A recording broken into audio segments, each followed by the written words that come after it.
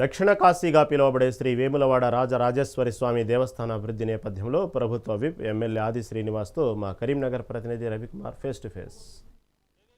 వేములవాడ దేవస్థానం అభివృద్ధి నేపథ్యంలో ప్రస్తుతం మనతో మాట్లాడేందుకు వేములవాడ ఎమ్మెల్యే ఆది శ్రీనివాస్ ఉన్నారు. ఆయన అడిగి మరిన్ని విషయాలు తెలుసుకుందాం. చెప్పండి, ఇప్పుడు అభివృద్ధి నేపథ్యంలో రోడ్ల విస్తరణ కార్యక్రమం చేపట్టారు కదా, అక్కడ పడుతున్న ఇబ్బందుల గురించి కొంచెం ప్రజలు చెప్పుకొస్తున్నారు మాతో. మరి మీరేమంటారు? అక్కడ మట్టి తీయట్లేదు అని చెప్పి వాళ్ళు అభిప్రాయపడుతున్నారు, మీరేమంటారు? అంటే ఆలయ విస్తీర్ణ పట్టణాన్ని అభివృద్ధి చేయాలని చెప్పి ఒక నిర్ణయం తీసుకొని ప్రభుత్వం ముందుకు పోతా ఉంది.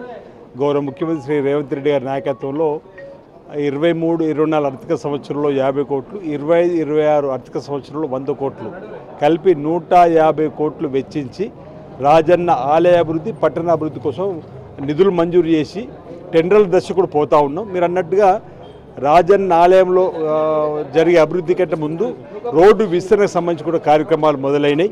వాటికి సంబంధించి అధికారులు కసరత్తు చేస్తూ ఉన్నారు. ఇంకా 25-30 ఇళ్లకు సంబంధించి కోర్టు ద్వారా ఆదేశాల కొరకు చూస్తున్నారు. రాగానే అక్కడ ఉన్నటువంటి పాతదనం పోయి కొత్తదనం వచ్చే విధంగా కూడా ఆల్రెడీ ఏర్పాటు చేస్తూ ఉన్నారు.